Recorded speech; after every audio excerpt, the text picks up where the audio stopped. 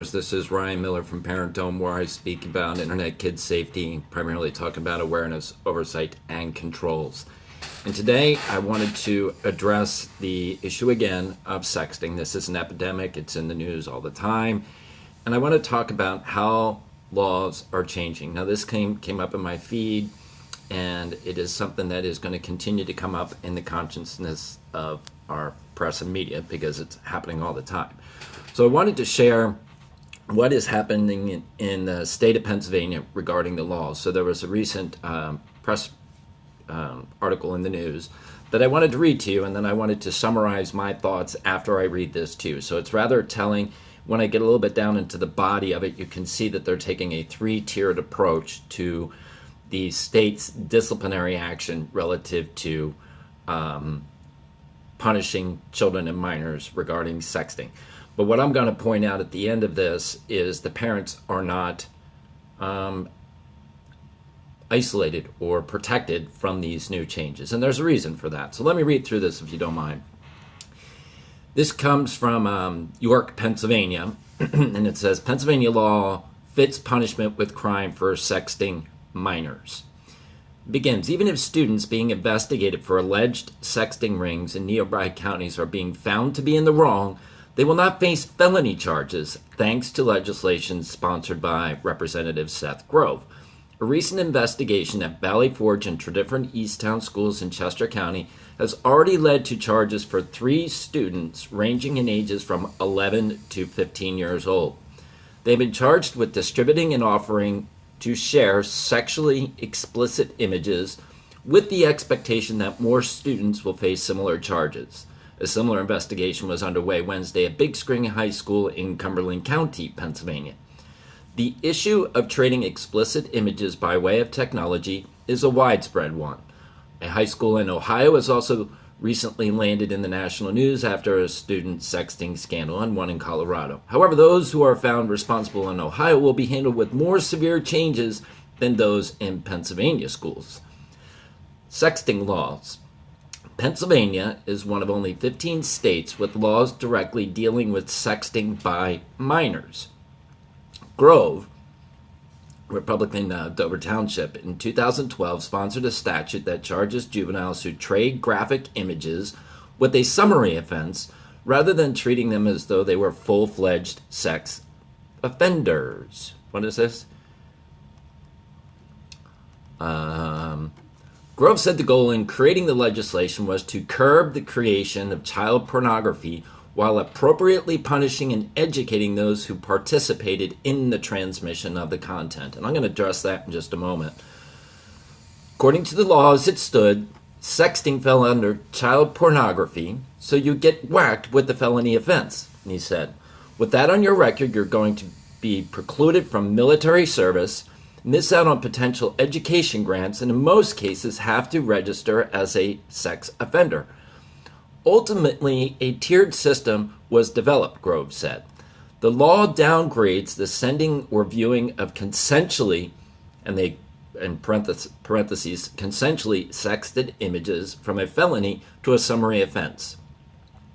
It also calls for those who are under 12, those who are 12 and older to be charged with a third-degree misdemeanor for knowingly transmitting, distributing, or otherwise publishing graphic images of another minor who is also 12 or older. A minor who intends to use sexually explicit image without the subject's consent with the intention of harassment or causing any type of emotional distress could be charged with a second-degree misdemeanor. Those charges are also sent to programs where they are educated on both legal and other ramifications of sexting.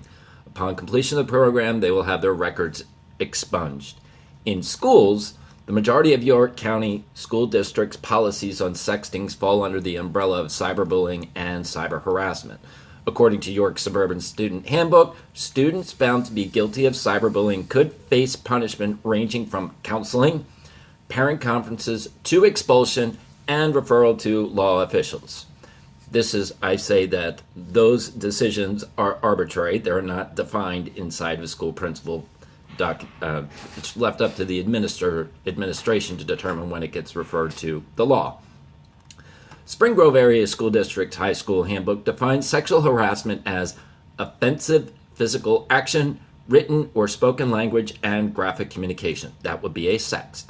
The district lists similar punishments and also holds its teachers accountable in that any administrator, teacher, or advisor who has knowledge of such behavior yet takes no action to end it also subject to disciplinary action. So now they're pushing the punishment back to the teachers if they happen to be aware or see the activity happening and don't report it.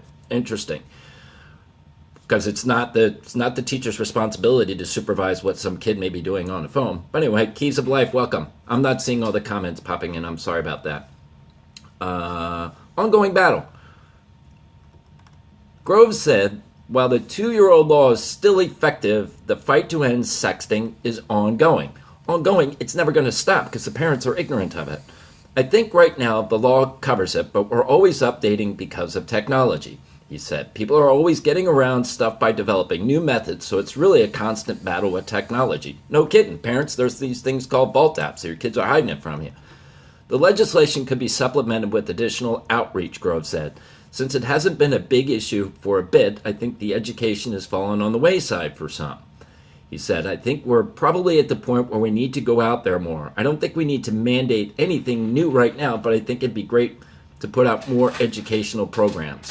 So what that means, we need to have the conversation and broaden the conversation, which, sure, having the conversation about this stuff happening really falls on deaf ears because parents are saying, not my kid. It's not going to happen. This was in the news. This was a local press in Pennsylvania talking about the modification of laws regarding sexting as it applies to minors. But here's what I'm going to say. Parents are delusional because this is a way for society to minimize the long-term consequences for the kids. But you know what? If somebody took an inappropriate image of my daughter and were to share it, I would go to an attorney and I would say, you know what? I understand what the state's laws are regarding this infraction. And that kid, I don't want to impact that kid's life forever because that was a stupid mistake. And their parents were idiots that they allowed this kind of activity to happen with no oversight or controls or awareness. But I'm going to teach that parent a lesson because that parent was ignorant. And I'm going to go to my attorney and say, I understand that the kid made a mistake, but that parent should have the wisdom. They know that the internet is bad, that I want to press charges against the parent who is the legal contract holder of this technology. They have transferred the use of this technology to a minor who cannot have a contract. And who else was in possession of this material? The adult was. The adult was, because this is the adult's device. It's not the kid's device, it's the adult's device. So I'm going to encourage people that are victims of their children receiving sexed images to not sweep it under the rug and go prosecute the parents. The parents are accountable, and they're getting away from this because nobody is drawing it into the light that they're in violation of the law. So I'm not suggesting that we damage their career forever and get them on the registered sexual predators list, but I would tell you there should certainly be a hefty fine for the trauma that they have caused by not supervising their child, allowing my images of my daughter to go out in a broad environment. I understand that I have no expectation of privacy. I understand my child has no expectation of privacy. I understand some perv kid can go up and take a photo of my daughter at the beach laying out in the sun in her bikini and choose to do something with it and modify it and send it up to the internet and do some inappropriate things with it to cause my daughter harm. Foul. Foul. So I'm going to call foul on the kid who did that, but I'm going to call foul on the parent who allowed it to happen because they didn't see what their kid was doing. And I'll take them to court. Speaking passionately here, my frustration is I think it's so sad that the kids are the victims because they have the knowledge, but they don't have the wisdom. And the parents have the wisdom, and they're choosing to not impart that wisdom on their children by implementing the appropriate oversight, the appropriate controls relative to this dangerous form of technology that they have acquiesced responsibility and put it in their kids' hands. So this is a mission that I am on to draw awareness to it, and it's a massive problem. and what is happening through these live streaming channels and what people are broadcasting and what people are commenting on these live channels are undermining children as well. So I want to call attention to that. Parents, if you've got kids with a smartphone and they've got live streaming on it, check the darn thing. Go check their Periscope broadcast. Check and see how they're participating on Twitter. Don't just assume that your kids are doing good things, because kids can be manipulated to do pretty bad things. And if you don't see it, to assume it's not happening is not a fair assumption. So I wanted to share what's happening relative to how laws are being modified to, Oni Hammer, welcome, how laws are being modified to be less severe for the children because they don't have the wisdom on the appropriate use of technology. The law recognizes the parents are not doing what the parents should do, so the state is trying to step in and offer a parental role that doesn't damage the kids' lives forever. I would think that the parents should have a more active interest in protecting their children than the state should.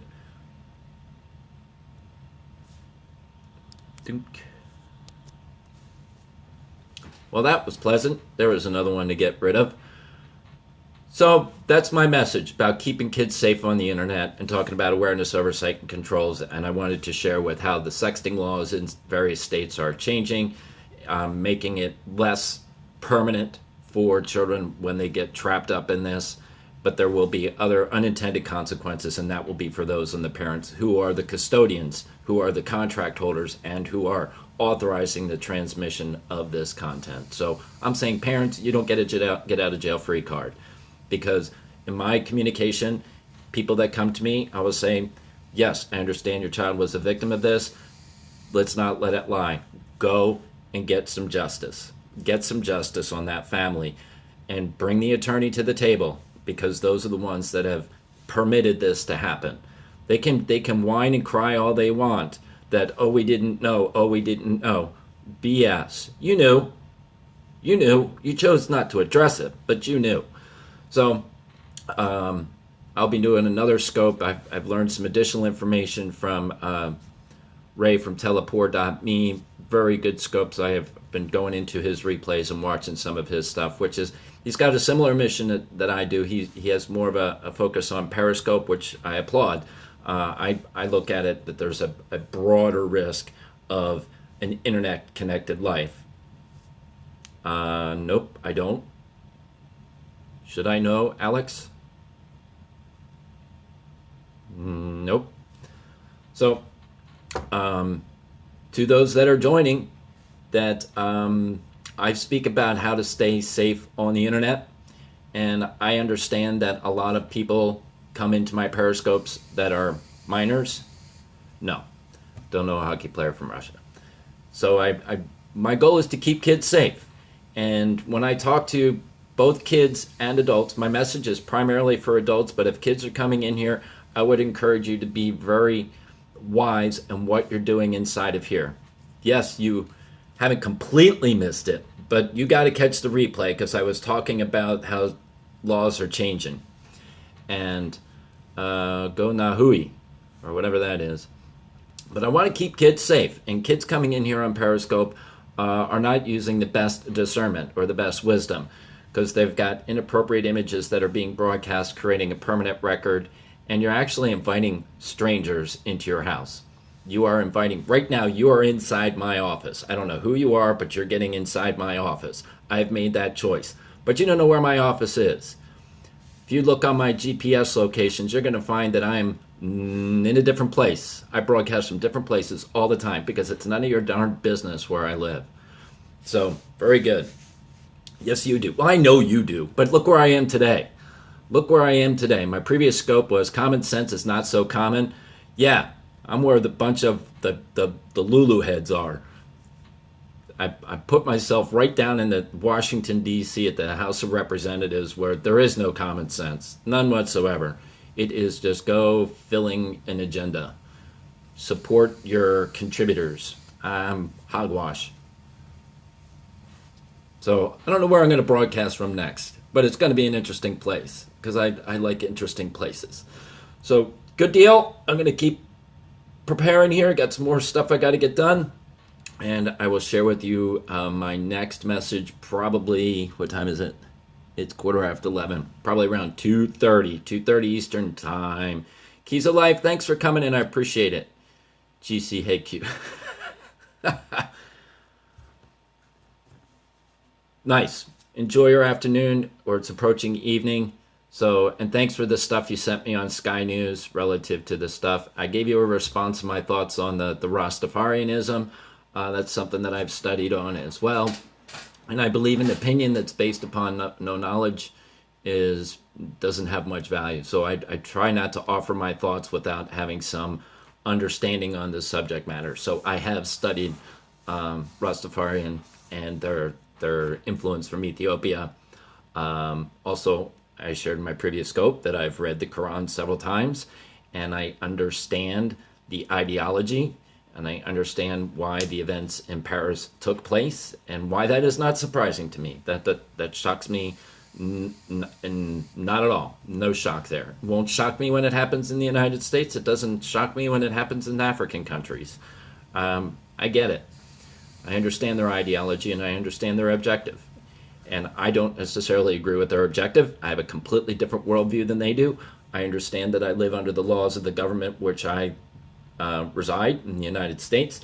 I don't agree with all those, but I live according to a higher law, and my voice can only go so far. So I'm all about my different spheres: my sphere of care, my sphere of concern, and my sphere of influence. And I will operate inside of those as long as I can keep myself and my family safe.